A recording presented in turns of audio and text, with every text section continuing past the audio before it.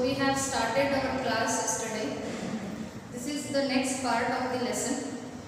So before continuing the next part of the lesson, let's recapitulate what we have studied yesterday. The lesson name is A Wrong Man in Workers' Paradise. So in the beginning of the lesson itself, we studied there is a man who was always wasting his time in unnecessary activities. So later on, when he dies, an angel carries him directly to the heaven. That was a kind of reward for him. The gates of the heaven were wide open for him. But an angel does a mistake. Then an angel takes him directly to the workers' paradise. The paradise was not normal paradise like others. It was filled with the workers. Everyone was so busy. What the man was doing on earth, children? He was wasting the time. He was sitting idle. He was very lazy. Only he was involving himself in such kind of activities where he was getting happiness. But when he died, he was directly taken to the workers' paradise, where everyone are so active, fully opposite to his character. Now the question comes, how he is going to cope up with that? How the workers are going to cooperate with him? And how he is going to manage himself? Does he get the suitable work for him then? This is the question. Or is he going to create problem? Is he going to disturb the schedule? Yes. Further in the study of the lesson, we will come to know that the whole system gets disturbed by the person, this person, the man who is carried by the angel. So later on, some kind of funny incidents take place. And those funny incidents only we are going to study now. How he disturbs the schedule, how the workers get disturbed by him, and what those incidents are. Let's see, children. In this paradise, you find everything except leisure. Here, Rabindranath Tagore is making us to imagine what kind of atmosphere is there in workers' paradise. There is happiness. The people who are living in workers' paradise are having peace of mind.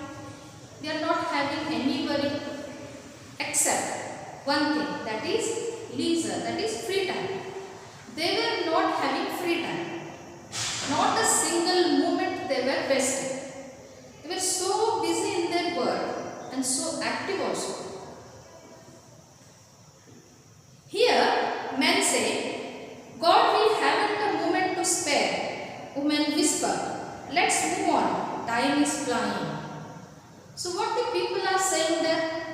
Men used to say, we don't have a single moment to stand and stare at others, to spend and talk, to spend some moments to talk with others. Every time they used to do work, whereas women, they were telling, time is flying. Time, yes. This is the fact, children. Time doesn't wait for anybody. It will be always flying. It is in our hands that we have to utilize the proper time.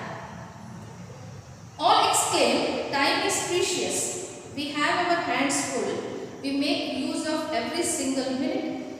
They shy complainingly, and yet those words make them happy and exalted. So everyone who were residing in that paradise, they were not complaining. They were not having any worry also. And they were not feeling burden of that work. Instead, they were feeling happy to complete those tasks. That's what it is called as workers' paradise. We should not think that they are complaining. They are not complaining to you. They are feeling happy. Just might be they are observing others and saying that we don't have time. We should not waste time. It is a kind of message. They are passing to each other. The time is precious. We should not waste it. But this newcomer who had passed all his life on earth without doing a scrap of useful work did not fit in with the scheme of things in workers' paradise. The newcomer means here the person, the man who was placed by the engine, the painter. He was not fitting in that paradise. He was not suitable. Why he was not suitable? Can you guess? Yes. But he was not suitable because he was lazy. He was the time waster. He was not like them, keeping himself busy in the work. So it is said that he was not fitting, he was not suitable in workers' paradise. He lolled in the streets absently and jolted the hurrying man. He lay down in the green meadows or close to the fast-flowing streams and was taken to task by busy farmers. He always in the way of others.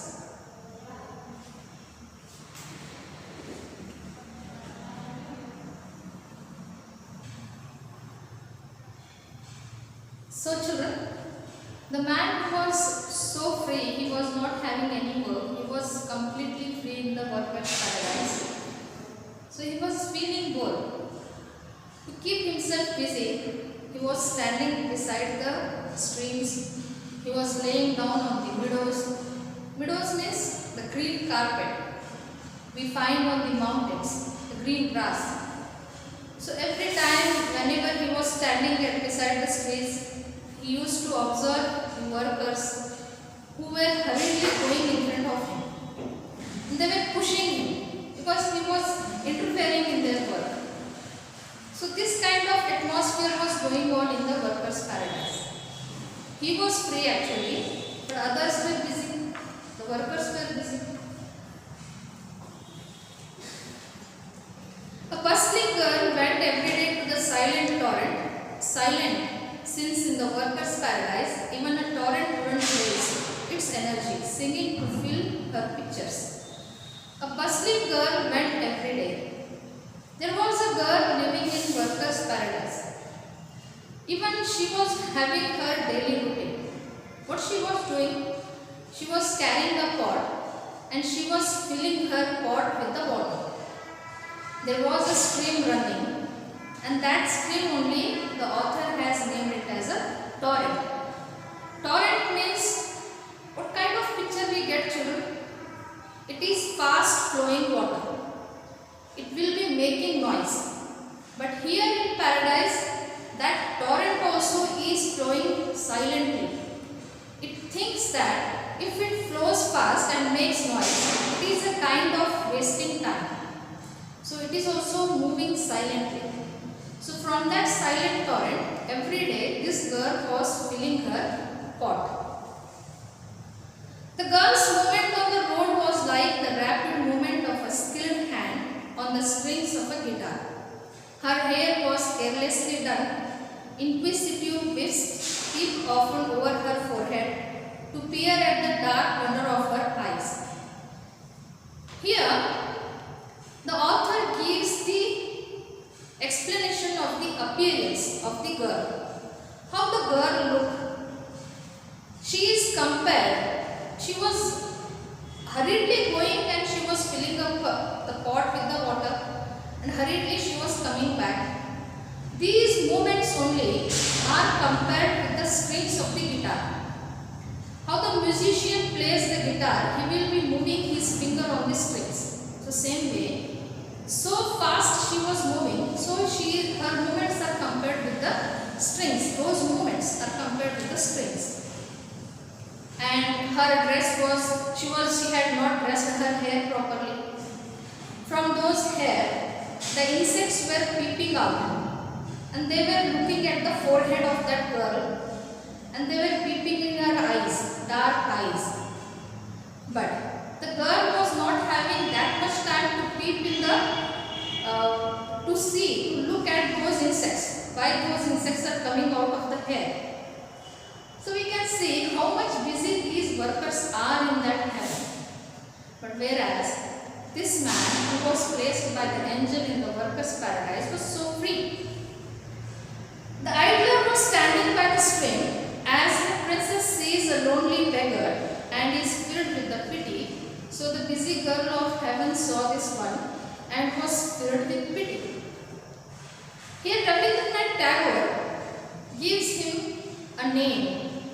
What is the name? That is idler. Idler means the time waster. He is not utilizing the time properly. So Rabindranath Tagore calls the man as the idler. He was standing silently beside the stream, and every day the girl was going and filling up the pot from those stream. Every day the man was observing her, and when the girl observed the man, when she saw the man standing quiet, he was not having any work, she felt sympathy, she felt pity. Why this man is standing quiet, she thought. It was just like a lonely beggar. Rabindranath Tagore is mentioning that man as a lonely beggar. Beggar means, children, empty-handed. He was not having work, so he is called as a beggar. Empty-handed means the purpose of his existence he did not understand. Even in heaven also he is not understanding. And he is not having a purposeful work, whereas others are working. He should ask others and he should share their work, but he was not doing that also. So after seeing the man, the girl feels pity, and she thought to ask a question to him. Haha, she cried with concern. You have no work in hand, have you? So what she asked to the man? She asked with a concern. She was worried why this man is standing so quiet. Because everyone was having work, but this man was not having, and he should be busy. Instead, he was standing still. So she thought of to ask a question. What she asked, children? She asked, "Don't you have any work here?" A man said, "Work, I have not a moment to spare for work." He answers in a funny way. What he answers? He answers that he don't have a single moment to spend for work. See, he don't want to work in heaven also. Actually, what he is interested, he was interested in doing paintings. He was interested in doing statues. He was in search of such kind of suitable work. He was not getting that kind of work, so he was standing quiet. The girl did not understand his words and said, "I shall spare some work for you to do, if you like." When the man remarked that he don't have time for work, the girl did not understand it first. Yes, how she will understand? Because the meaning behind this statement was known by the person itself. He was in search of the suitable work. He wanted some kind of work like the work which he used to do on the earth, like painting, doing statues. The girl did not understand what the man is saying. The man replied, "Girl of the silent torrent, all this time I have been waiting to take some work from your hands." So when the girl showed sympathy on the man, then the man expressed his interest. He was in search of suitable work, he was in search of some kind of materials. So he thought of to take those kinds of materials from the girl. So when girl asked him whether he has the work or not, so the man expressed he don't have any work and he want to share some work from that girl. Means might be he want the pots which were carried by the girls, and he too want to fill the water, maybe. What kind of work would you like? So how the question is arising in our mind, why the man expressed that he want the pot of that girl. The same kind of question was asked by the girl also. What kind of work would you like? What kind of work he want to do. Will you give me one of your pictures, one that you can spare? She asked. A picture? You want to draw water from the torrent? See, the man said that I want the pot which you are carrying in your hand. Then the girl thought that maybe the man is also willing to draw the water from the stream. How she is carrying the water from the stream? Maybe the man is also willing to carry the water from the stream. So she asked again, are you interested to draw the water from the stream? Then the man didn't reply anything.